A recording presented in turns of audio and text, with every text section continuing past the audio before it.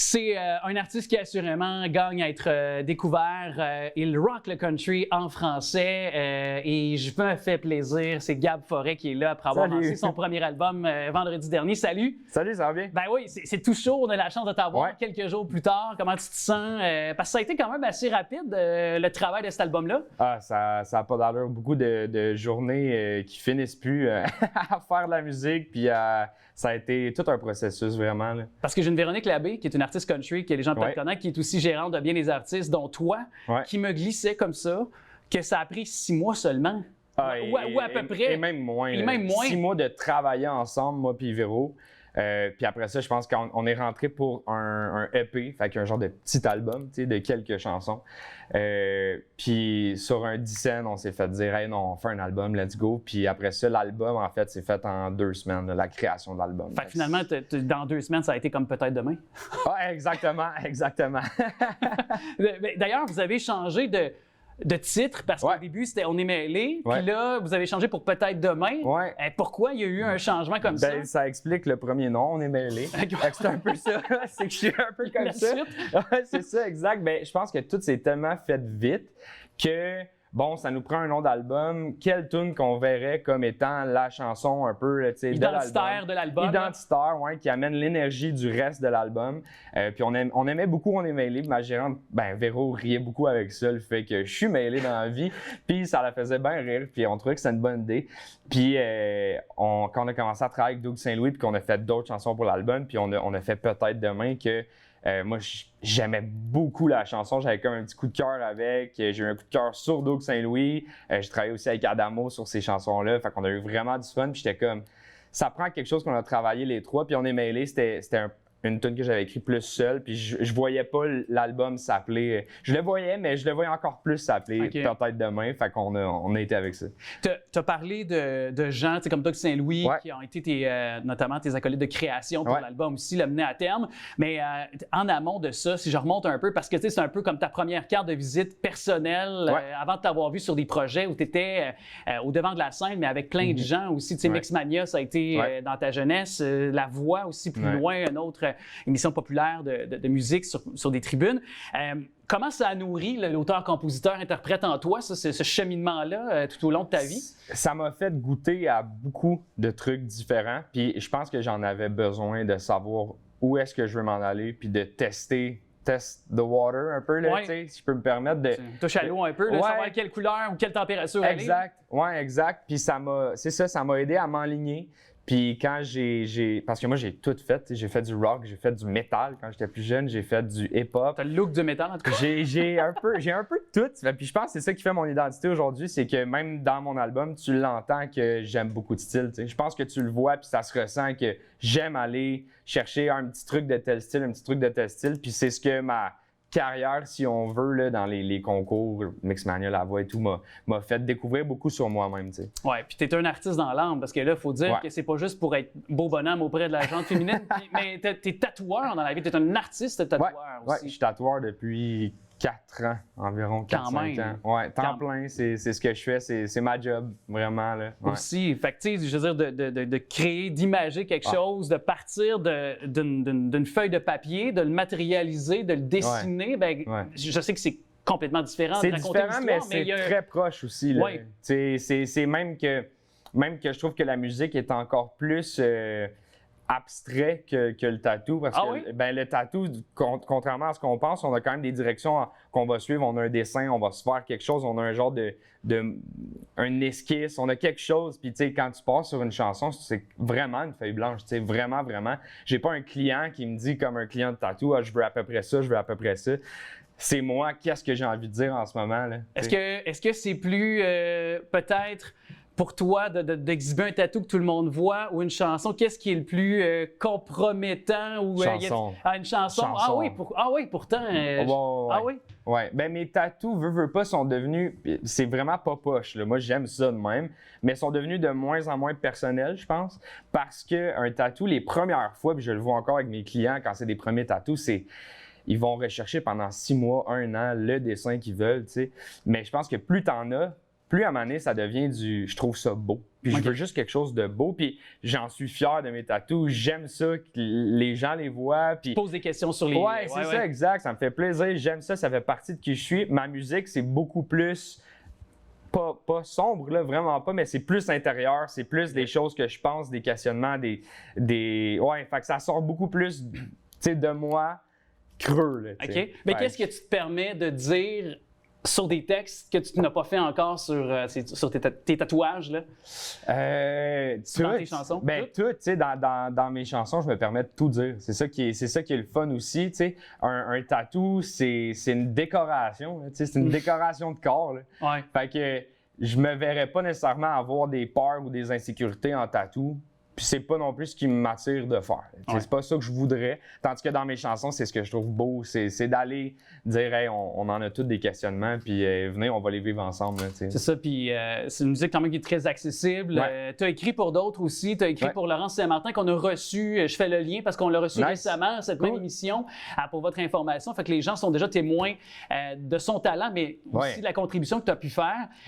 D'écrire pour les autres, c'est versus écrire pour toi. C'est un peu, je te relance la question, mais j'imagine que c'est pas le même principe non plus que... Ben honnêtement, je vois presque pas de différence pour moi. Écrire, c'est écrire, puis j'adore écrire. Puis je dis souvent que dans la musique, les deux choses que j'aime le plus, c'est performer, fait que faire des shows, puis écrire. Il y en a que ça va être en studio, il y en a que ça va être... Il y a beaucoup d'aspects à la musique, puis moi, c'est vraiment écrire.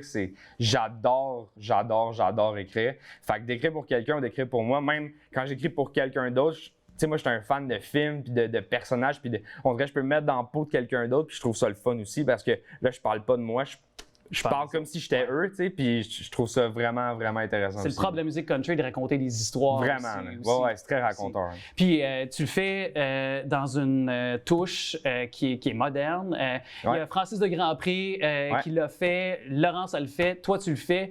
Ça nous démontre que le New Country, qui est un style très populaire aux États-Unis pour les Lou Combs et Morgan Wallen, qui en sont que quelques-uns, je pourrais en nommer d'autres tellement que... Mais c'est parce que c'est les têtes d'affiche parmi les plus populaires présentement pour que les gens aient peut-être des références. Mais en français, ça se faisait pas beaucoup. Non. Ça se fait que quelques années. J'ai nommé les noms, tu t'ajoutes à eux. Bravo pour ça. Merci.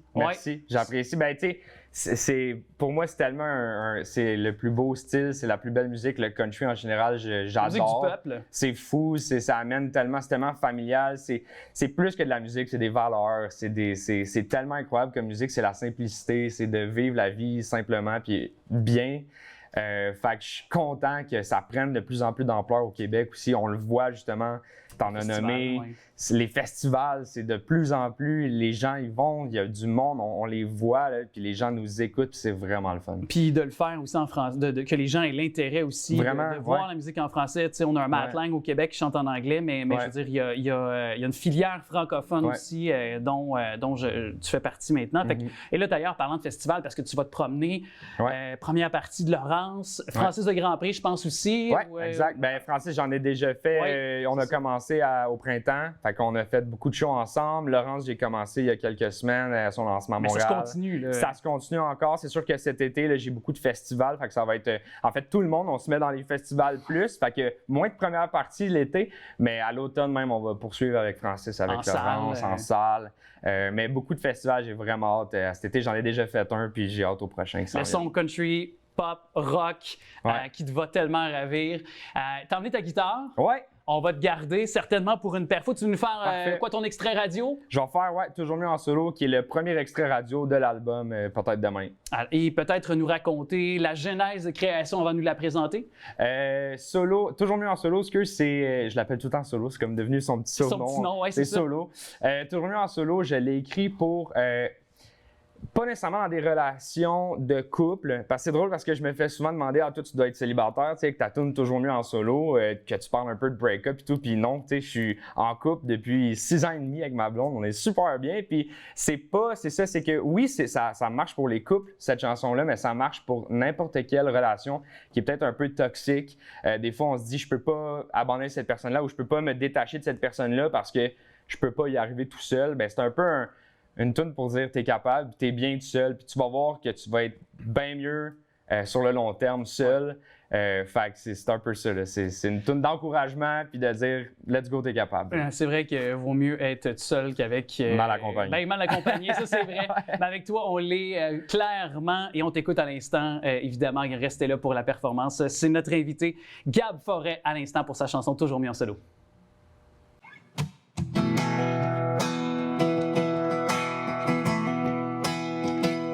Le moment tu m'as dit que c'était fini, que c'est pour le mieux. Je le sentais aussi, un bord de mer, un drink pour me combler, un quoi dans l'air qui donne le goût de bouger. J'ai déjà plié le bagage, sors de chez moi. Après 2 shots de tequila, c'est fini enfin. Je pars à Mexico City, j'ai besoin d'une nuit en ville à boire tous mes regrets.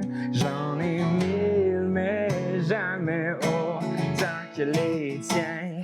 Toujours mieux en solo, solo. Tu penses que t'es la seule au monde. Tu m'as pris tout ce que j'avais à offrir. Il me reste la tequila et mes souvenirs. Toujours mieux en solo, solo. Je vais découper les albums, photos. Je l'ai vu dans tes yeux, j'ai bien compris. Il me reste la tequila et mes souvenirs.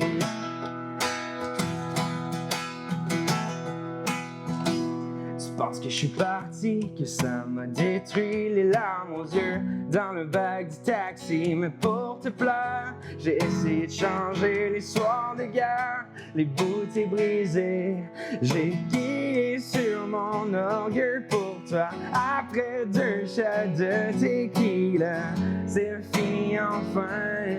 Je pars à Mexico City, j'ai besoin d'une nuit en ville à boire tous mes regrets. J'en ai 1000, mais jamais autant que les tiens. Toujours mieux en solo, solo. Tu penses que t'es la seule au monde. Tu m'as pris tout ce que j'avais à offrir. Il me reste la tequila et mes souvenirs. Toujours mieux en solo, solo. Je vais découper les albums, photos. Je l'ai vu dans tes yeux, j'ai bien compris. Il me reste la tequila. J'ai besoin de vrais cowboys dans mon cercle d'amis. Qu'on se lance des roches, qu'on se mette au tapis. J'ai pas peur d'être solo dans la vie. On pack le truck, on s'en va faire du bruit. Toujours mieux en solo, solo. Tu penses que t'es la seule au monde. Tu m'as pris tout ce que j'avais à offrir. Il me reste la tequila et mes souvenirs. Toujours mieux en solo, solo. Je vais découper les albums, photos. J'ai vu dans tes yeux, j'ai bien compris. Il me reste la tequila et mes souvenirs. Yeah.